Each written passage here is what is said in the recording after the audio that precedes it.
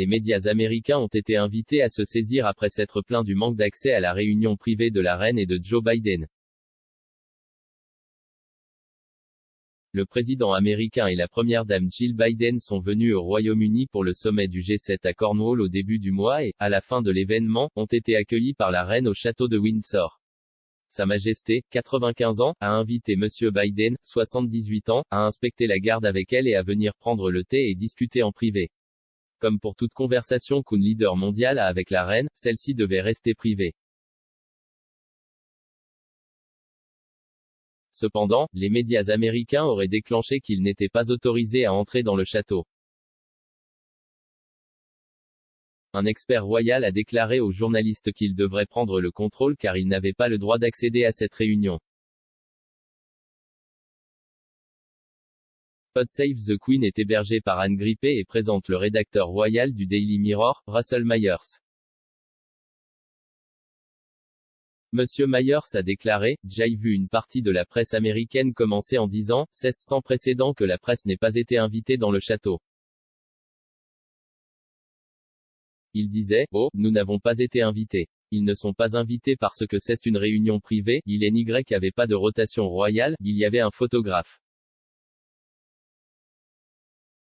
C'était une réunion privée, ils sont entrés, super. Nous ne sommes pas informés des conversations, c'était considéré comme privé, elle l'avait accueilli pour un thé et un scone ou autre. »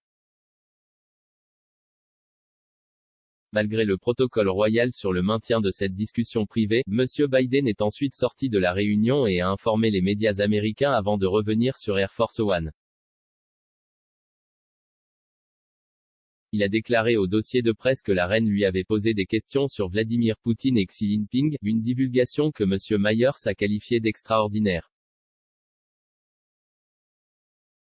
Le rédacteur politique adjoint du Daily Mirror, Ben Glaze, a expliqué que les médias américains avaient fait un très mauvais voyage et qu'il était possible que Monsieur Biden essayait simplement de les apaiser.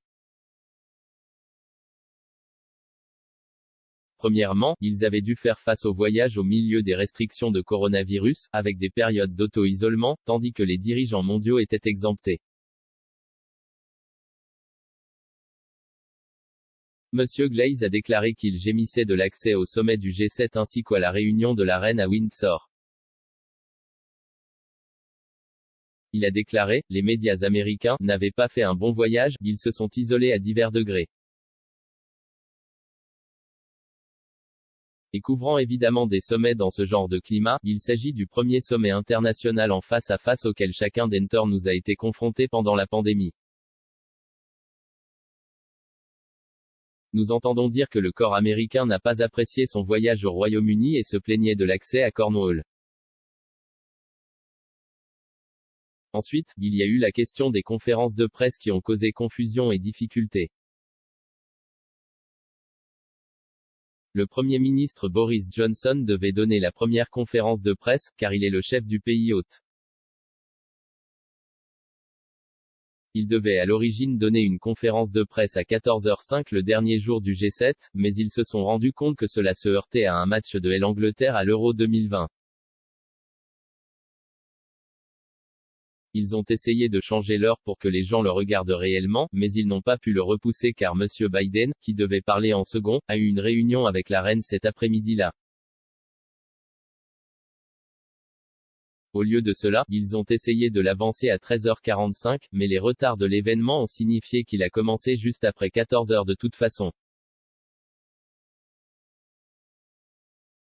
Ensuite, Monsieur Biden n'a même pas prononcé de discours à Cornwall, mais a plutôt prononcé un mini-discours à l'aéroport de Newquay.